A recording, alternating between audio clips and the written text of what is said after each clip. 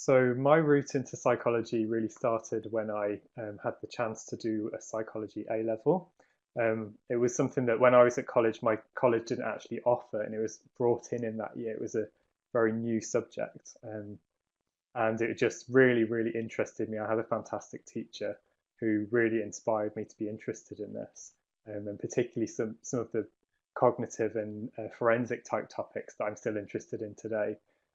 So I studied it at A level, really enjoyed it, and decided it was something I wanted to pursue onto university.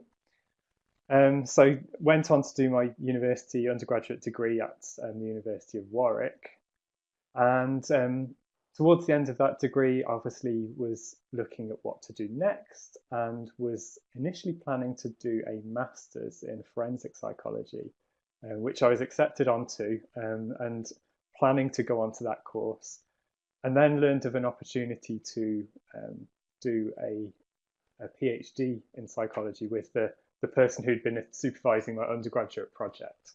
And that just seemed to really slot everything into place, that I could continue doing what I was already doing and already fascinated with, and to be paid for doing it rather than paying to do a master's instead. So I quickly dropped out of the master's program and took up the PhD. And the rest really was history. I continued doing the kind of research that I'd begun as an undergraduate. So having completed my lecture, my PhD, becoming a lecturer was really the next obvious step for me. And I really just took each step as it came, following each next natural step of progression. Naomi?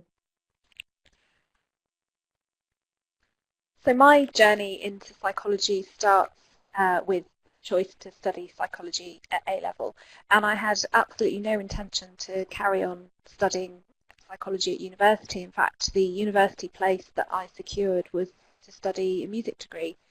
But I had a really inspirational teacher of psychology at A level, and I can remember at the beginning of year 13, one of my essays with the feedback, she put, I really would like you to consider going forward and becoming an undergraduate psychologist. And I thought about it for a long time, and it was actually on A-level results day when I made the decision to try and switch.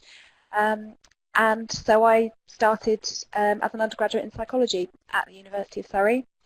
And as are most of the programs at Surrey, it was a 4-year course with a professional training year. And I did my professional training placement with an educational psychology service. So I worked with a broad spectrum of learners from preschool right up to 16 to 19 students. And that's when I really became very interested in educational psychology. And I started my final year of my undergraduate course with the intention to go on to train as an educational psychologist when I finished my degree. But that was the year that they decided to change the training route from a master's to a doctorate. And I felt that I didn't want to be in the first cohort through a new training system. So that's when I thought I would do a master's for a year, continue studying, as I had really enjoyed, and then to return to educational psychology later. So I went to Reading to do a master's in the psychology of early development, which I really enjoyed, and then had the opportunity to go back and do a PhD, just like with Rob, with my undergraduate dissertation supervisor, and sort of found my way into an academic career that way.